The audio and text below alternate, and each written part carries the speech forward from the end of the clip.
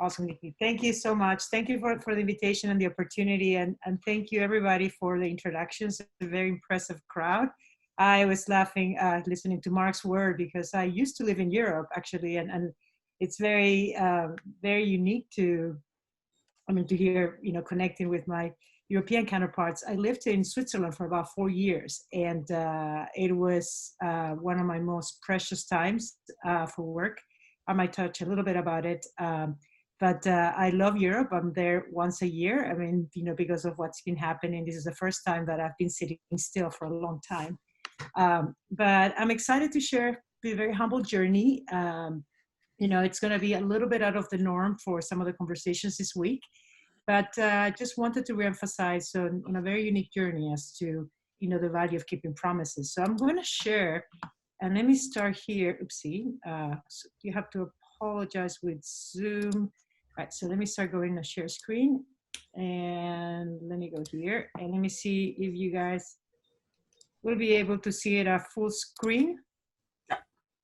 All right.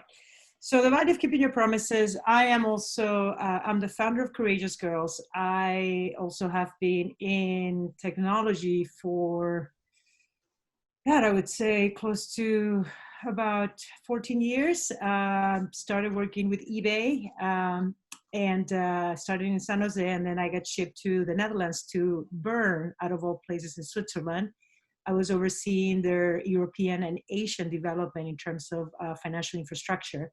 And then moved back to San Francisco, and I was given a unique task of being part of the largest separation team in the history of business when eBay separated PayPal. So I got involved on that beautiful journey. And ultimately, I developed a career within PayPal, and ultimately, which has led me over here as well. So I'm going to start with this journey here, the value of keeping your promises. So many of you have possibly read this. If not, a very profound, wise words from Lao Tzu: the journey of 1,000 miles begins with a single step. And, for all of us entrepreneurs, and, I think I'm speaking to the choir here, we know how challenging it is, to kind of deep dive into unique journeys at times, and, so many setbacks that we get before we sometimes see the light of the tunnel. And, for me, this is going to focus a little bit on my personal life. I was part of a very unfortunate statistic that has been affecting women from all over the world. 1 in 3 women and girls are going to experience some kind of sexual violence in their lifetime. Unfortunately for me, this experience happened between ages 6 to 9 years old in Lima, Peru, when I was growing up. Unfortunately, the sexual abuse that I endured marked me profoundly. It took away my voice. It made me want to be invisible. And I struggled heavily, when I came to terms with what had happened to me was not right. I eventually was able to tell my parents when I was around 15 what had happened, and they felt the best thing for me was to leave my country. And so also at the time in Peru, we were going through a massive terrorist movement with the Shining Path. The economy was bonkers. It was incredibly challenging times. And many people were migrating. So I was incredibly lucky to get a Fulbright scholarship, and I left Peru and I came here to the United States. The biggest challenge that I had is that I run away from my problems, and we all know what happens when we run away. They come with you. So mine got their visa and they followed me. And so the sadness of trauma, kept following me. After school, I moved to San Francisco. I was on a student visa, so I worked really hard to get a job. And I landed at Sky Vodka, which eventually got purchased by Campari. And I became an alcoholic. I struggled tremendously because the shame of my past came back to me, and it spiraled my behavior out of control. I needed help. I completely was drowning, and there was nowhere that I could reach out. So eventually, by 2005, I had hit a rock bottom in my life, and my mother asked me to come down to Peru and do a powerful healing journey meditation with her. And as I went down with nothing to lose, I saw this photo, this visual of myself, kind of, as a little girl, and then I saw myself as an adult, embracing my little girl, which is something that I had already shut down in my life, the pain from my childhood. And then all of a sudden, the two of us, now close together, were walking among mountains. And I remember going like, mountains? Really? Nature? What the hell is this? Like, why am I walking around mountains? I mean, I've never been out in nature with mountains, no interest. And after that vision, I came back to the States. I had just started my new job with eBay. And so I was able to negotiate a new opportunity. I was able to negotiate some time off. So I decided to put this idea into place. And I was like, wow, mountains, what could it be? And so I figured, you know what? If I need to walk among a mountain to take this huge pain, why don't I go to the tallest place in the world? Why don't I walk to the base of Mount Everest? And so in October of 2005, without any experience, I decided to take myself into Kathmandu. I had never been to Asia, and I took myself into this unique journey. I had never trekked it in my life. I didn't have any of the gear. Everything had been loaned to me. And I decided to go into this journey, not knowing what I was going to get. The only challenge that I had is that I only had 7 days to make it to the base of Everest. You usually need 2 weeks to go safely back and forth. Most agencies had told me you're crazy, there's no way you can do it. And I felt like, let me follow this vision. So I started a journey with a company of a Sherpa and a guide, a porter and a guide. And the three of us just started trekking through this unknown. I was told that maybe I would get to the second or third day and potentially it would be safe for me to turn around. And on our first day, we reached the little town of Namche Bazaar, which is the entryway to the Himalayas. And as we left the second day, I had no idea that my life would forever be changed. When I came across the Himalayas, I saw myself as this tiny little speck walking among these gigantic gifts of nature. And for the first time in my life, I felt seen. I felt embraced. I felt held in such powerful ways that I had never felt before. And it was so incredibly powerful that for the first time, I felt this surge of courage, this surge of strength that is started brewing inside of me. And so I decided to just there was something that took over me. And so I made it to the base of Everest in about 4 days. I got to the base of Everest. I went really fast. I went so fast that I gave my porter altitude sickness and he wasn't able to continue. And I had the chance to actually see, this photo captures, we climbed to this little part at the base of Everest called Kalapatar to see the sunrise between Everest and Nuptse. And Everest is the big black mountain in the back. And I remember when the sunrise came out, I was so touched and so completely humbled by what I had seen that I remember having tears in my eyes. And even then, I looked at Everest, it looked almighty, it looked powerful, and I made a promise. I said, Everest, you have given me my life back. You have given me the strength that I didn't think I had.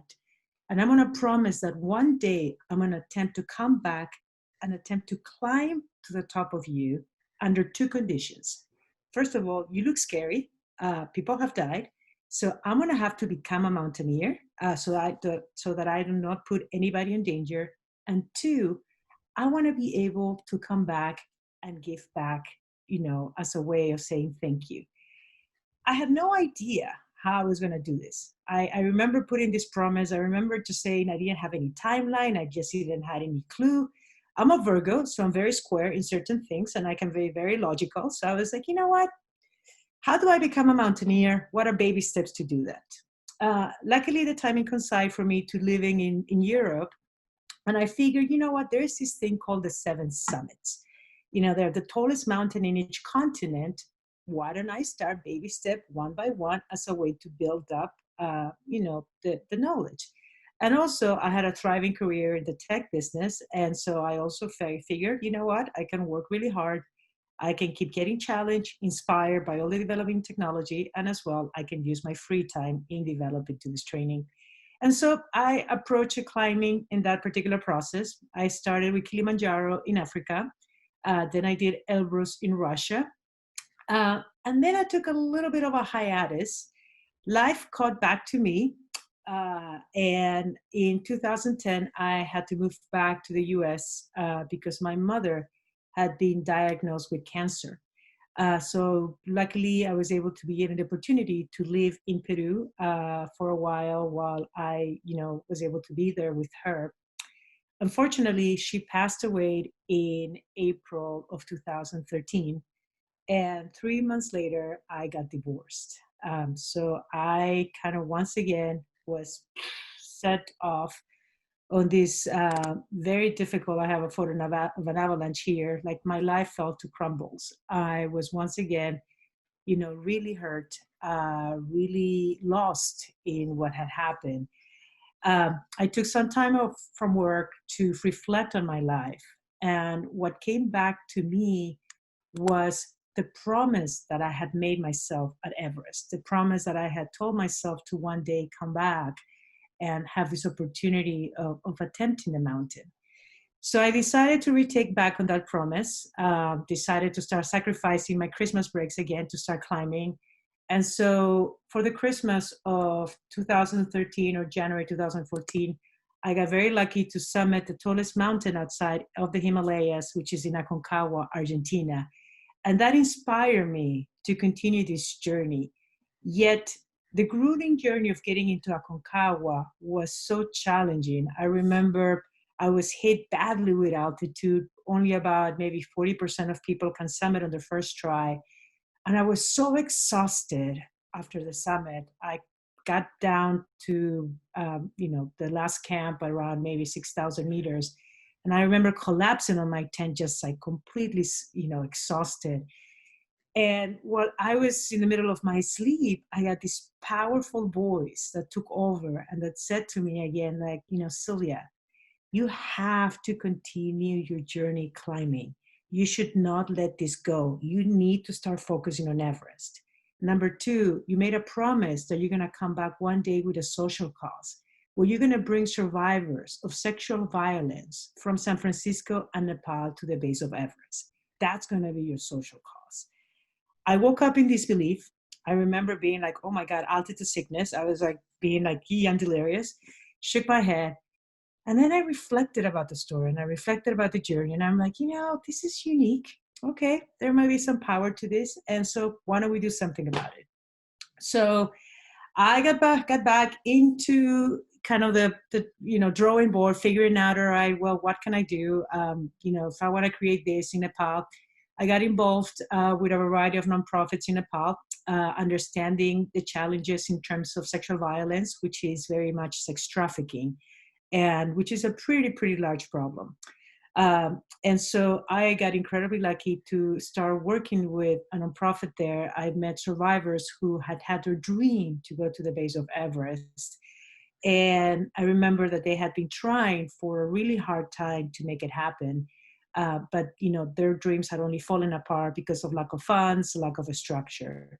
So in 2015, I had the opportunity of start training with these young women who had these magical stories of resilience, who unfortunately for them, sexual violence had been imposed on them, of the search of a better life. They had been trafficked to India, to the Middle East, just because of the simple crime of being born poor and the lack of opportunities. But we had this chance, and I started my own nonprofit in the United States called Courageous Girls. And so I remember working with this young group of women, and in November 2015, we had the first time of bringing them to the base of Everest. And it was an epic journey. These girls from day number one were challenged. They were ready to quit. And it didn't help that, they would be talking to the parents, and their parents would be like, please quit, live. What are you doing? Get out of there. Don't continue. But, we didn't quit, and we worked together. And the most amazing opportunity was for me to learn, through their own words, from Sunita, I never thought I would be able to get there, But once I got there, I realized how much power we have. From Rena, at the time, I felt, every single part of my body feeling tired. I wanted to give up, but in my heart and everywhere, I envisioned that I got there and we got there. I'm from little Shireen. We just need to have a dream. And if it comes from the heart, it will happen. And this first opportunity gave me the impetus to continue working to actually fulfill the second part of the promise, which was to start working for my own dream for Everest, but also to bring girls from the US. And I did that in April of 2016. I brought my second group of girls to the base of Everest. I was lucky at the time. I was working for PayPal. They had just acquired a new company called Zoom, and we got into the whole money transfer business. And they were very big supporters of, immigrant dreams and hopes. And so I got a little bit of support from their side.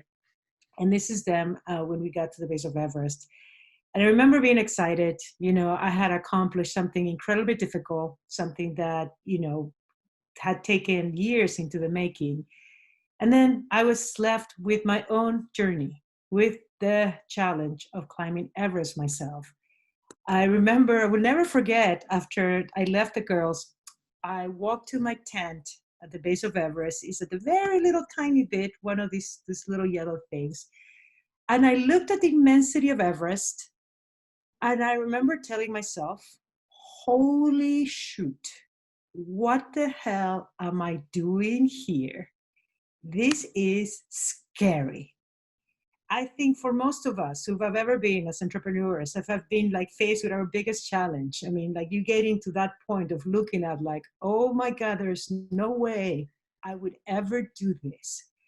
And I kind of started shaking every single, like I remember my blood levels dropped, and I hadn't even stepped a foot into the glacier. It was just all like this massive daunting experience. Um, but I figure one step at a time. We'll see how this journey goes. I was the only woman in a group with 7 other men. I decided to go with Adventure Consultants, which is one of the most well-known adventure companies in the world. And so I started my journey little by little. We would have 4 parts to this journey. From base camp, we will have to cross the treacherous Kumbu Icefall, which is an incredible, dangerous glacier full of crevasses, full of different challenges to make it to Camp 1. From Camp 1, we would spend a little bit of time acclimating, and then we would move to Camp 2, which is part of what we call the Western Cone, and this beautiful, almost semi-flat space of ice, before we would get challenged to go into Camp 3, which would be the face of Lhotse, the 4th tallest mountain in the world. Lhotse being incredibly challenging. And from Lhotse, we will have the opportunity to climb to Camp 4 at 8,000 meters.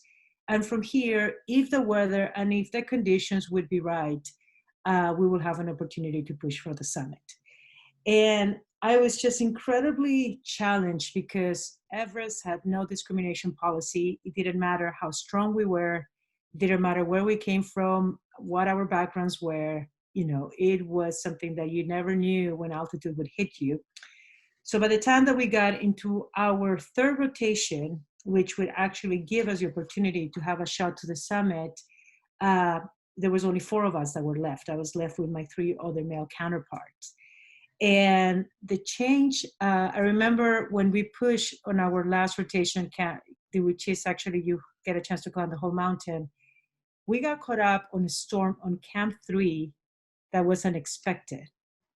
And I pretty much made it to my tent kneeling. I had never had been exposed to that amount of fear and exposed to that amount of wind. And I remember quitting. I remember being like, I can't. There's no way I can follow any further. There's no way I can just, continue. I felt my own mortality. which is something very powerful as well, which is for many of us entrepreneurs have felt at times when you just can't go on, when something seems to be collapsing and you're like, that's it, I'm out of here. I had never been challenged this way. Nobody had told me it was going to get this hard. And, I remember I was crying on my tent. I was alone and I needed a hug. I needed somebody to come and comfort me. I needed somebody to come and tell me you will be okay. But there was no one. But what I did, I had my oxygen tank. So I grabbed my oxygen tank and I grabbed it and I hugged it myself and I felt that warmth. I remember feeling that connection and being like, it's okay, I'm gonna be okay. And within 3 hours afterwards, the sun came out as if nothing, as if it was a gorgeous day. And we had the opportunity to continue. So the next day, we actually had the chance to had a summit push. And I remember this is actually already, we had left our Camp 4 on May 18th. And as we got into the balcony, which is called, it's a nickname that we call the Death Zone, which is over 8,600 meters. The views are just completely unbelievable. Just seeing the transition from night to day. I was climbing in the middle of the night and I was seeing a storm happening on India and I was higher than the storm. And it was just like one of these sights in your life in which you just realize how powerful nature is. And I remember this particular spot because there was a little bit of a traffic jam, and I'm not sure if some of you have seen photos that have come out from Everest, how packed it's been.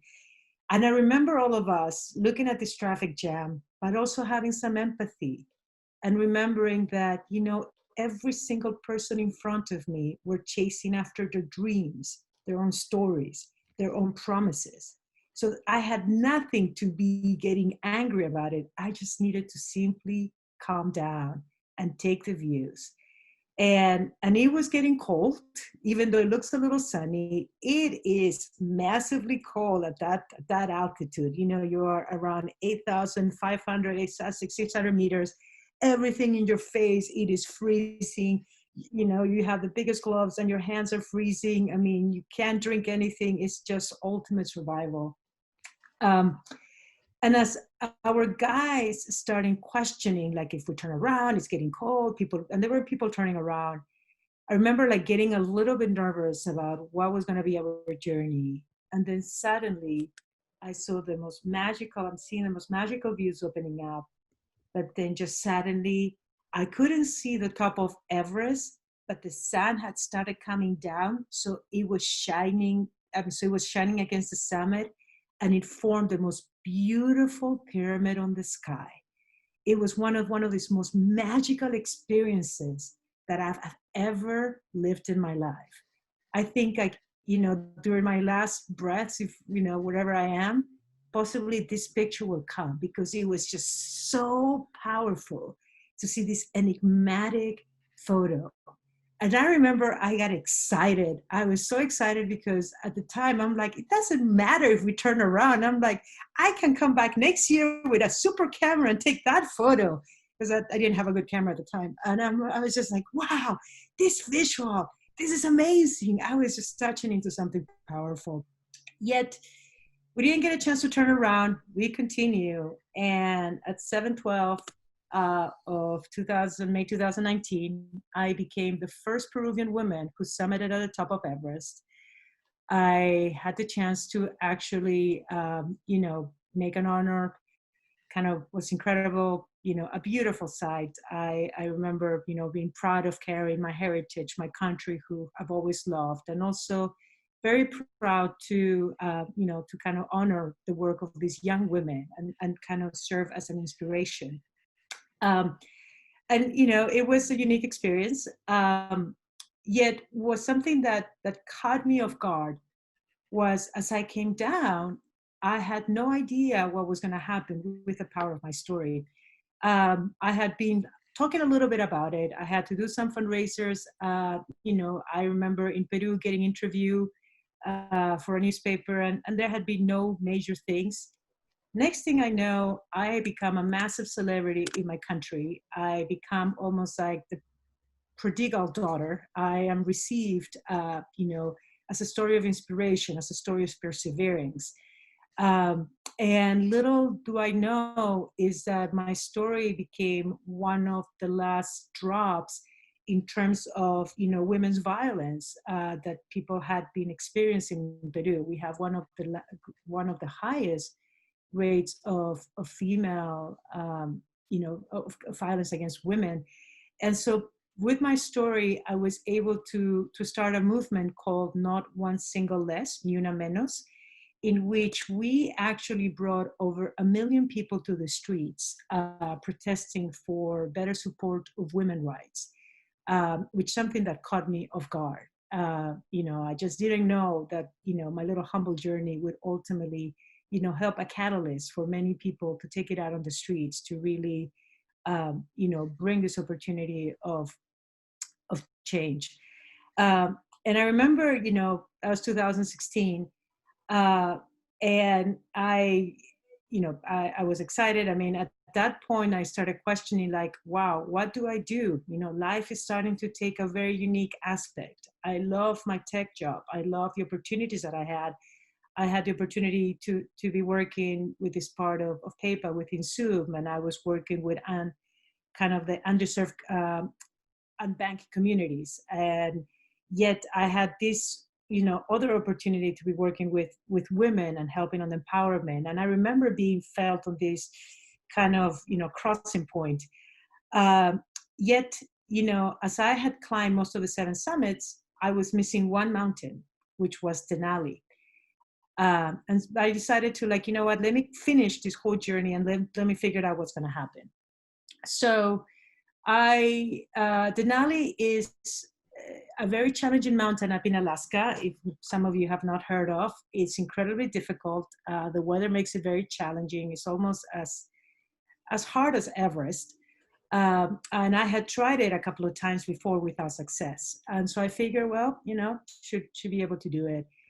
And a week before heading to Denali in 2017, as I was cycling to my work, I had a horrible bicycle accident.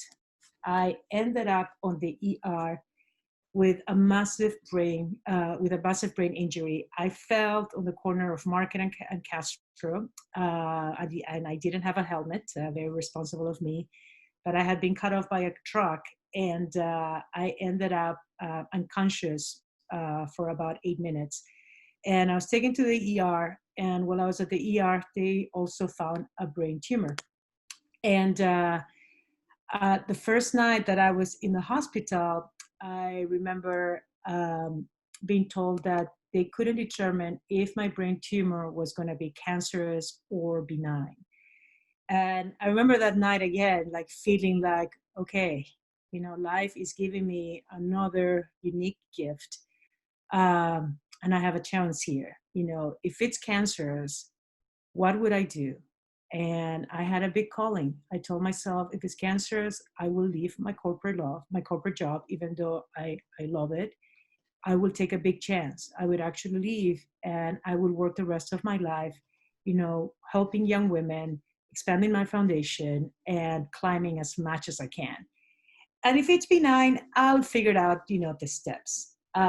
Luckily for me, the tumor was benign, and I decided to continue, to prepare myself for the journey to climb Denali. The doctors told me that, it was going to take me 3 years to get ready. Yet, many of my friends and my community were like, why are you bothering? Why don't you just let go of that dream? But for me, there was something bigger about trying to continue Denali. It wasn't just a stubbornness of wanting to summit. It was also a promise. I lost a partner in December of 2006. Unfortunately, she passed away. And it was a horrible accident in which, life kind of, took a very unique turn. So I promised that as a way of honoring her, I would leave her photos on all the 7 summits. And I did. I did it in Russia. I did it in Aconcagua. I did it in Australia, Karsten's Pyramid in Mount Kosciuszko, I'm sorry, Carson's Pyramid in Indonesia. I did it in Antarctica and in Everest as well. And this was a very powerful opportunity because this was a powerful story that I had told myself, a powerful promise that I had told myself I wanted to do as a way of honoring her. And I continue through this piece. After I was done with climbing the 7 summits, almost reconnecting to my journey, that was the top of Denali, which I did it in August of 2018. I told myself, okay, so what is next year? What do we do? So I decided to take the biggest jump out of it all. I left the tech world last March for just a leap of faith, to put myself to go back into that promise that I had made myself that first night I was told that my tumor potentially could be cancerous. I didn't know what to do. Well, I knew I wanted to expand my nonprofit. Yet I was taking a leap of faith, and the biggest opportunity opened up, which is what I'm going to share to you guys right now. Let me see if I can open this thing up. All right. Can you see a blank screen? Yeah, I think I can. All right, so let me share this.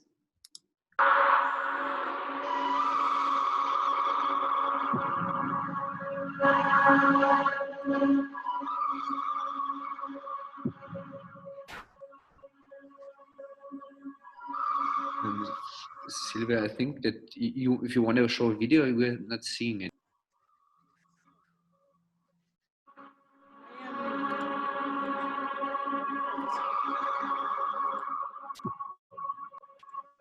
You might have to change the screen you're sharing. Oh yeah, here we go. Okay. Oh, sorry. Let me just put it here. Can you see it now? Yes, works.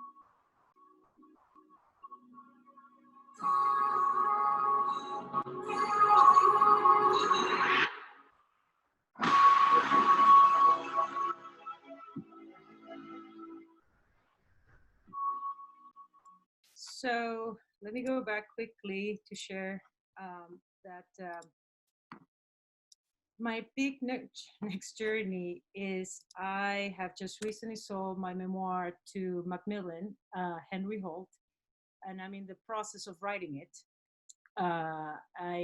We signed a contract last December, and we will be in publication for fall of 2021 next year, coinciding with the 100 years of the first Everest, not expeditions, but kind of the first attempts in trying to climb the mountains.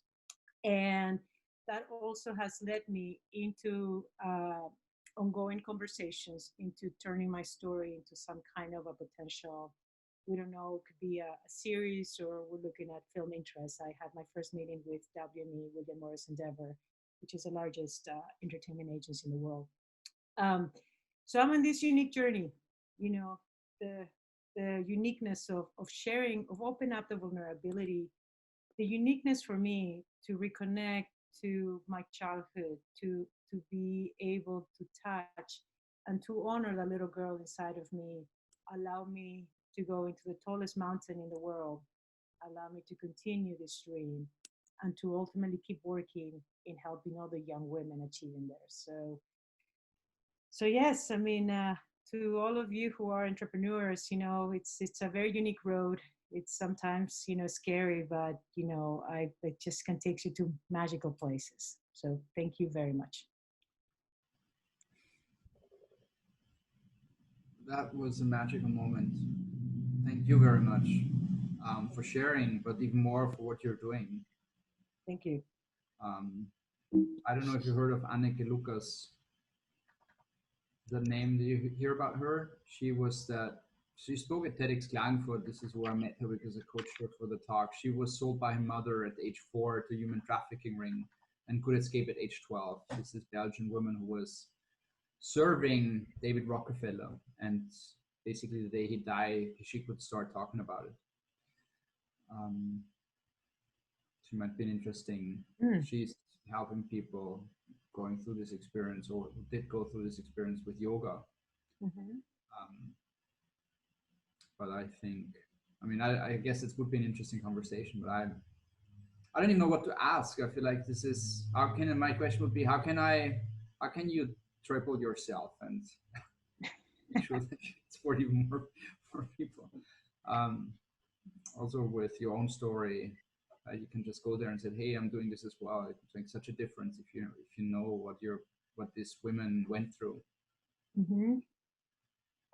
Well, thank you. I mean, I think, this is always a platform. I mean, I'm in a way sharing with you guys the next big journey. When the book comes out, it would be great to help with the publicity. I mean, we just sold in Germany. We just actually, and one of the reasons I was busy this week, we were in auction in the UK. We are looking into potentially might be published in about 25 languages. But for me, the dream is to keep spreading this journey as much for people to really touch into their core vulnerability, to really not being afraid of all the strength and all just the power that they have.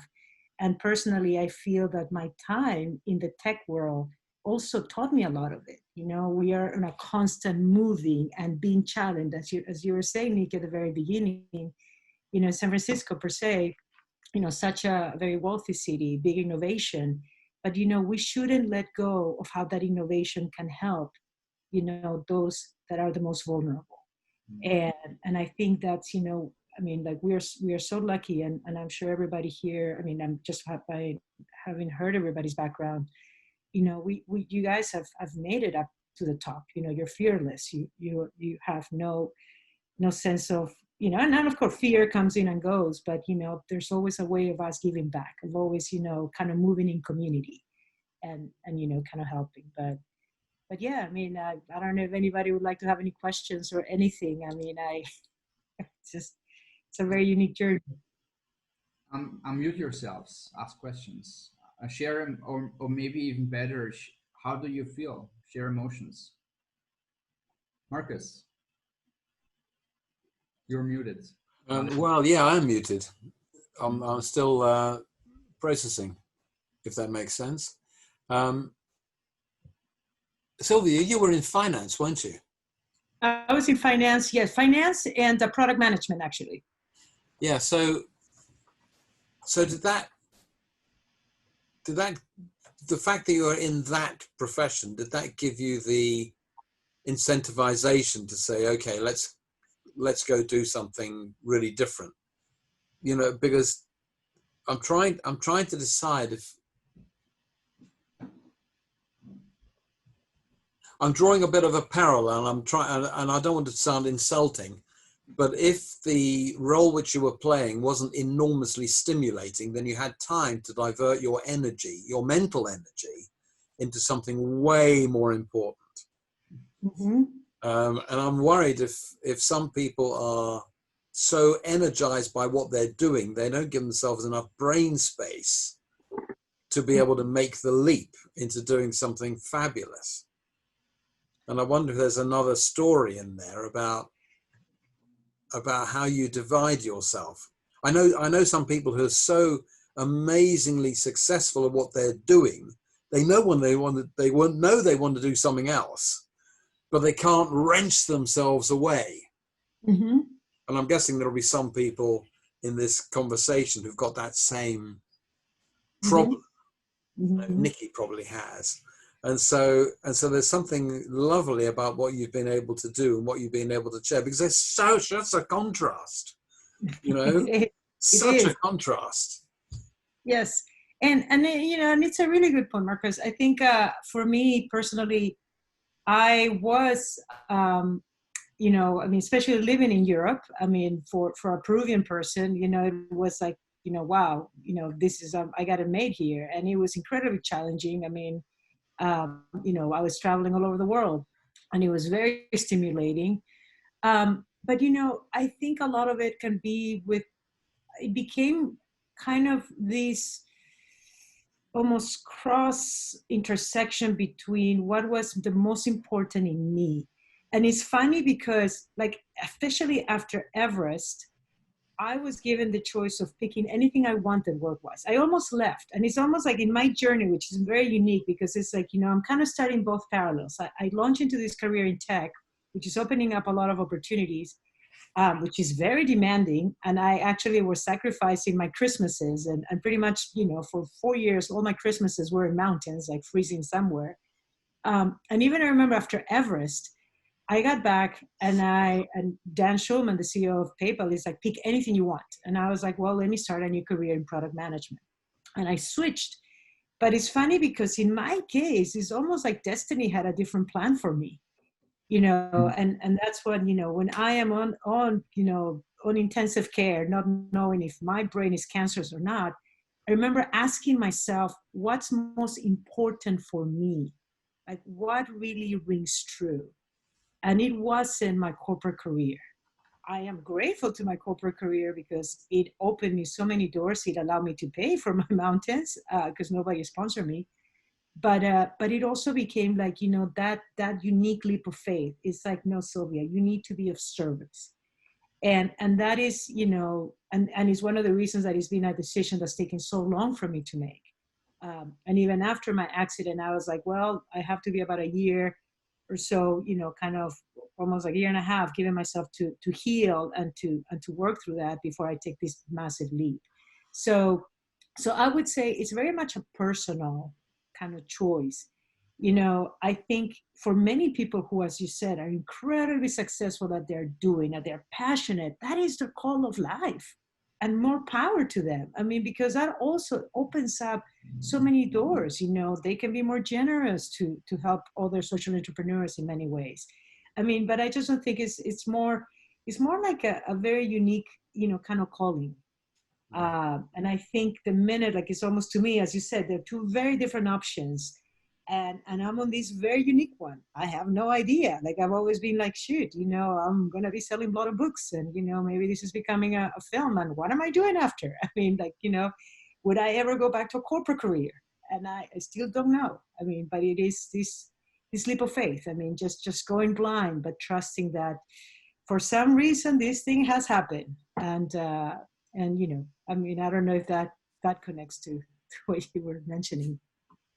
Yeah, I think you've said it more eloquently than I was trying to stumble through the phrasing of my question. But yeah, good on you. Really interesting. But I can't imagine you going back to eBay or PayPal. I have to tell you. I can't imagine you getting really hooked up over whether somebody gets more likes. I just doesn't seem to, you know. I do love technology. I'm a very a tech savvy person, and who knows, maybe there is a potential partnership of maybe leveraging all my contacts in technology. No, you're not that tech savvy because you didn't know how to start the video, so don't bullshit us.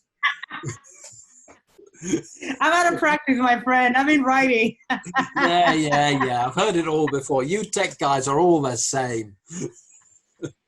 I mean, adding up to what you guys were chatting about, I mean, what's your bar or level of profanity? I feel like what's important or bad or impactful for a lot of people is like nothing for you.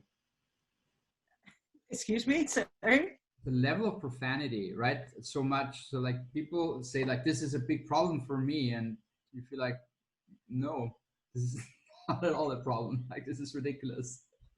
Don't bother me with this profane worries. No, I think, you know what, I mean, we all, I mean, it's a personal journey at the end of the day. We all have our beautiful journeys. And I think, you know, I mean, like, and this opportunity, Nikki, to be here, I think there is a huge value of sharing stories. You never know what is going to take you. Actually, sharing my story is what landed me to work with one of the most elite literary agencies. Right before I left for Everest, I was asked to give a talk for free. And I was so excited about this dream that I had, this vision, that little did I know that one of the organizers was married to the founder of my literary agency. So when the opportunity came for me to look for some feedback, I was able to reconnect to her. But it's interesting because like I was able to be like blown away how just sharing your stories can lead you to the connection, because you just never know who you're going to meet. You just never know who will be in the audience.